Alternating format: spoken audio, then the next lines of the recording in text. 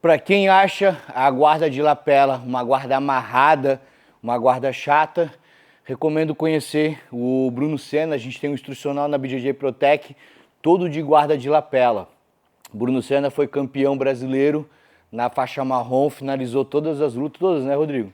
Finalizou todas as lutas e faz muito guarda-lapela. A guarda-lapela dele é extremamente ofensiva. Então, assim, vou te falar, quando eu tô passando, eu odeio que façam guarda-lapela em mim.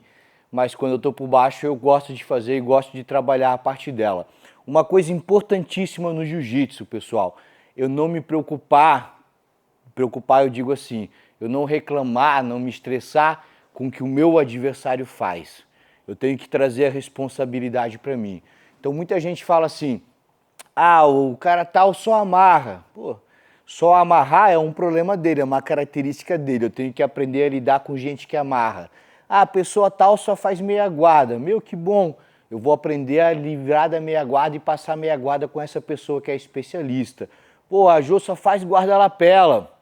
Que bom. Vou aprender a passar a guarda-lapela e me livrar desse problema, né? A guarda-lapela, houve um movimento de gente, ainda há, querendo bloquear, proibir, perdão, pessoal, querendo proibir a guarda-lapela, mas isso aconteceu também quando surgiu a guarda-laço. Quando surgiu a guarda-laço, teve um movimento dentro do jiu-jitsu falando, pô, essa guarda aí é horrível de lutar com ela, é travada, e hoje em dia existem várias maneiras de passar, de desfazer a guarda-laço, e a guarda-lapela está passando por essa etapa também. A guarda-50 recentemente também, uma guarda amarrada, chata, mas tem várias maneiras de passar a guarda-50 também, vão surgindo ao longo do tempo. Então é importante assim, eu não ficar criticando ou eu querendo, né, tirar, restringir o uso de alguma técnica. É importante eu aprender a lidar com ela. Muito mais importante eu estudar a posição, aprender a lidar com a movimentação do que eu criticar e reclamar, né? Lembrar sempre de, tanto no jiu-jitsu como na nossa vida, a gente trazer a responsabilidade do nosso sucesso e do nosso fracasso para a gente, não transferir para os outros.